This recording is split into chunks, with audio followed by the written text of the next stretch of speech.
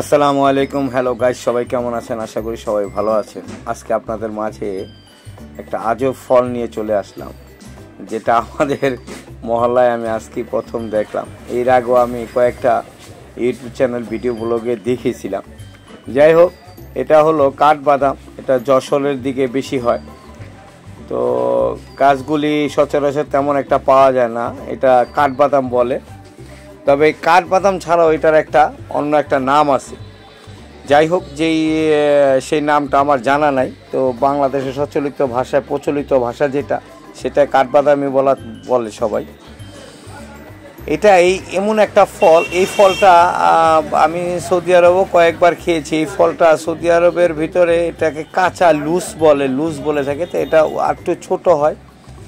ওটা আমার মনে হয় কাছাকাছি জাতি বলা চলে, লুজ। সেটা উপরের অংশটা খায়। আর এই বাদামের যেটা, এটা অনেক শক্ত।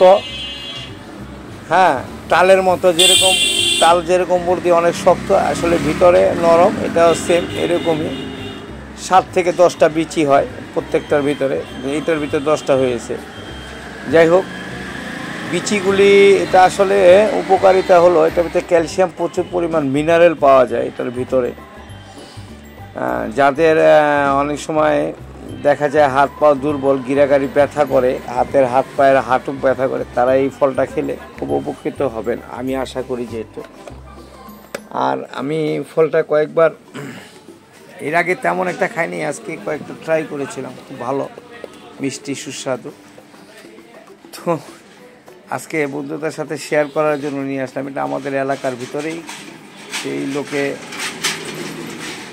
সিজনাল ফলগুলি বিক্রি করে, যেগুলি নতুন সিজনে নতুন ওঠে, সেই ফলটাই এই লোকটা নিয়ে এসে। তবে হ্যাঁ, আজকে প্রায় দেখেন কি পরিমাণ বিক্রি হয়েছে, পুরা খালি করে ফেলেছে ভ্যান। তো অনেকে কিনছে। তো পিস প্রতি 30 টাকা, কারো কাছে 30 টাকা রাখে, কারো কাছে 20 টাকা রাখে। এটা সাইজ অনুসারে ছোট আছে, বড় আছে। তবে আমার মতে বড় ফলটা নেওয়াটাই উত্তম। ফলটা আমার কাছে খুব ভালো লাগলো আজকে দেখে। তো বন্ধুরা, যারাই এই ফলটাকে দেখবেন, খাবেন, আমার মনে হয় খুব উপকৃত হবেন। যাদের ঘরে বয়স্ক লোক আছে তাদের জন্য নিয়ে যাবেন। ফলটা আসলেই উপকারী। তো বন্ধুরা, আশা করি সবাই ভালো আছেন। আর আমার চ্যানেলটাকে যারা নিয়মিত দেখেন, তারা আমার চ্যানেলটাকে সাবস্ক্রাইব করে দেবেন, বেল আইকন প্রেস করে দেবেন, লাইক কমেন্ট শেয়ার করে দেবেন। তা আমি এখন থেকে সবসময়ই থাকবো, আশা করি।